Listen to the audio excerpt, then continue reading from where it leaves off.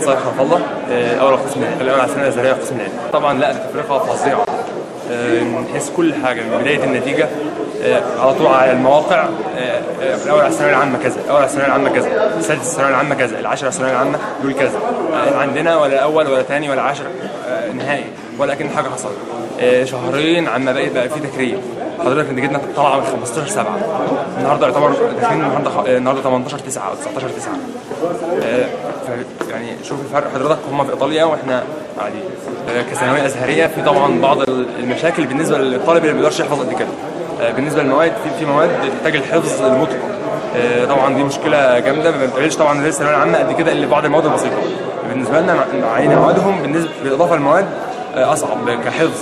بالنسبه طبعا في مواد برضه بسيطه، مواد تحتاج فهم بس فقط كالفقه مثلا، فبيبقى بسيط. اما مواد كالتفسير، مواد مثلا الادب محتاج حفظ كتير يعني. يحيى رجب ابراهيم من المنصوره، العاشره الجمهوريه. انا شايف ده يعني شايفه من جميع النواحي.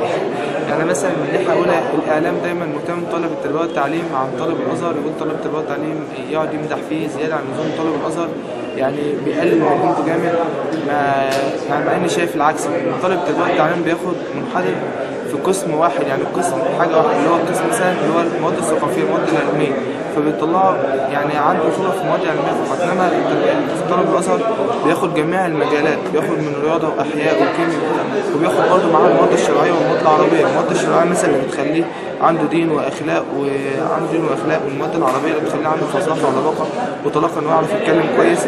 ومواد بجانب ذلك برضه المواد العلميه، يعني بيخلي يعني اللي هي جوانب الحياه الاجتماعيه كلها، واللي هي ايه يعني عنده اجتماعيه عاليه عن طالب التربيه والتعليم. ولكن احنا في المجتمع بنفرق دايما طالب الازهر عن طالب التربيه والتعليم. طالب التربيه والتعليم الاولويه دايما. يعني والله صعوبات عاديه زي ايه صعوبات بيقابلها اي طالب مثلا من جو المذاكره، او من جو المذاكره، من جو الضغط اللي هي ضغط المذاكره، وان المواد كانت كتير. طبعا معروف ان مواد الازهر كتير، وان يعني يعني وطبعا هو الضغط بتاع المذاكره بس. بسم الله الرحمن الرحيم. اسمي محمود وجيه عبد الواحد عيسى، منطقه البحيره الازهريه، المركز العاشره الجمهوريه، مجموع 106.10%.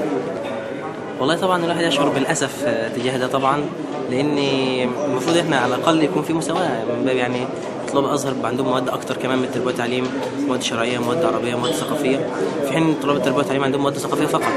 لكن طبعا نتمنى ان شاء الله ان الوضع يتبدل من اسوأ الى احسن ان شاء الله، وان شاء الله الخير في السنين القادمه ان شاء الله. محمد ابراهيم احمد، ثاني على الجمهوريه.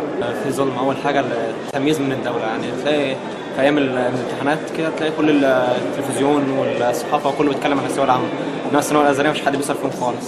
غير ان احنا برضه عندنا 18 ماده ديت، يعني المواد دي كلها هم عندهم حوالي 5 أو 6 مواد، تلاقي كل الكلام عنهم، انما احنا ما فيش حد بيسال فينا خالص.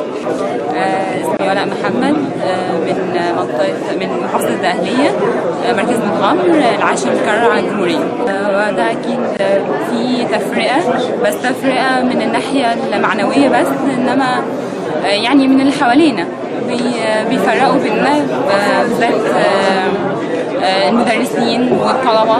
حتى المدرسين مثلا كنا بناخد عندهم دروس او كده، انت طالبه ازهريه فتركيني شويه على جنب، انما طالب الثانويه العامه لا، افضل منك بكتير، مع ان المفروض ان احنا افضل، لان على الاقل احنا بنحفظ القران وبندرس مواد شرعيه، بندرس مواد لغه عربيه بتمعن اكتر منهم، بس كل واحد بياخد نصيبه هناك.